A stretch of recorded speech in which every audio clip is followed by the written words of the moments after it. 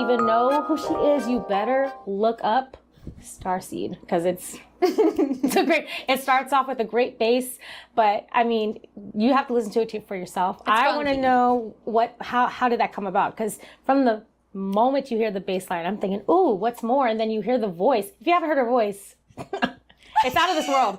I'm just telling you, it's a very bold, out of this world tone, and it's really cool. It captivates you. So thank you. You're welcome. Thank you. I'm gonna take you everywhere with me. I'm gonna hype you up, girl. I want to know more about how did it come about building that song, because it's that bass line from the bass line to the beat drop to your voice just catching everybody. How did that come about? So it's a very interesting story that probably nobody's going to believe, but I promise it's true.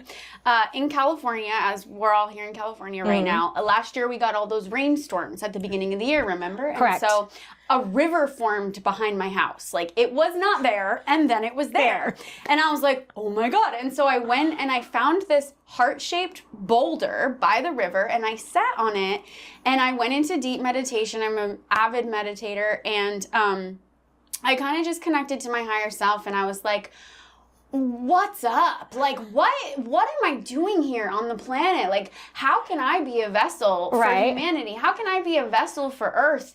And as I went into that meditation with that intention, with the new river forming in front of me, the whole album came into my head. Oh, wow. All the songs and all the visuals. I created a visual album for it that I haven't released yet. And Starseed was one of those. And so it was like a movie projector in my mind. Like, I could see it all. I could hear it all. I didn't quite know what I was receiving yet. Right. But then in the next few days, I went to the studio and I laid everything down that I was hearing, the funky bass line, all the things. And my co-producer, who couldn't do it without him, I stepped back from everything after we created it in like a week. Oh, wow. And I was like, whoa. Yeah.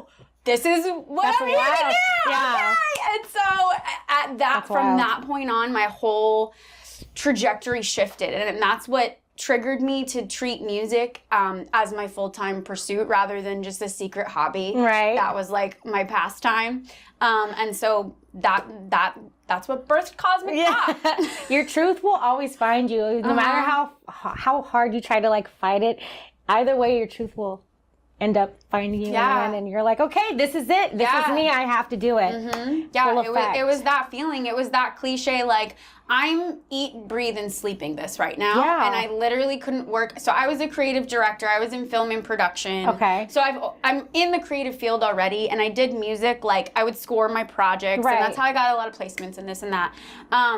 Congratulations, though. Thank you. That's still an accomplment. Thank you. It's awesome when an artist can do that. Yeah, it's how we make our money. It's tough out here. It's rough. So tough. But I have the shoe in because I was in the industry. But anyways, what I'm getting at is I didn't pursue it professionally because when you do that, there's no excuse for if you don't make it. Right. And it was so easy for me to be like, oh, I'm just a songwriter. It's just my hobby. Because then I had an excuse for why I didn't make it. Right. You didn't own up to your own accountability. And you're like, okay, I'm going to do this full force. And so be it. What happens, happens. You know? Exactly. And so this project in particular is what inspired me to be like, it's go time.